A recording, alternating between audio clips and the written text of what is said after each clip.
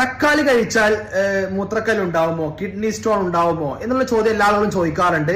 പല സംശയങ്ങളായിട്ടും ചോദിക്കാറുണ്ട്.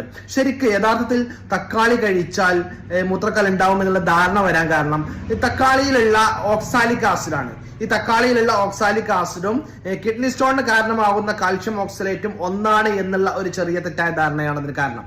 നമ്മുടെ തക്കാളിയിലുള്ള ഓക്സാലിക് ആസിഡ് ശരീരത്തിലുള്ള കാൽഷ്യവുമായി കൂടിച്ചേർന്നിട്ടാണ് ഈ കാൽഷ്യം ഓക്സലേറ്റ് എന്ന് പറയുന്നത് ഉണ്ടാകുന്നത്. തക്കാളിയിൽ വളരെ ചെറിയ അളവിലാണ് ഇതുള്ളത്.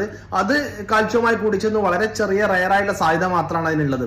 പ്രധാനമായിട്ടും ഈ മൂത്രക്കല്ലുള്ള ആളുകൾ അല്ലെങ്കിൽ മൂത്രക്കല്ലിൽ റെക്കറന്റ് ആയിട്ട് വന്നുകൊണ്ടിരിക്കുന്ന ആളുകൾ തക്കാളി നമ്മുടെ ഭക്ഷണത്തിൽ നിന്ന് ഒഴിവാക്കണം. അല്ലാതെ നോർമൽ തക്കാളി ജീവിതത്തിൽ ഉപയോഗപ്പെടുത്തിയത് കൊണ്ട്, ഭക്ഷണത്തിൽ കഴിച്ചത് കൊണ്ട്, തക്കാളി കഴിച്ചത് കൊണ്ട് മൂത്രക്കല്ല് ഉണ്ടാവുക എന്നുള്ള ധാരണ തെറ്റാണ്. തക്കാളി കഴിച്ചത് കൊണ്ട് മൂത്രക്കല്ല് ഉണ്ടാവില്ല. മൂത്രക്കല്ലുള്ള ആളുകൾ തക്കാളി പരിമിതപ്പെടുത്തേണ്ടത് നല്ലതാണ്.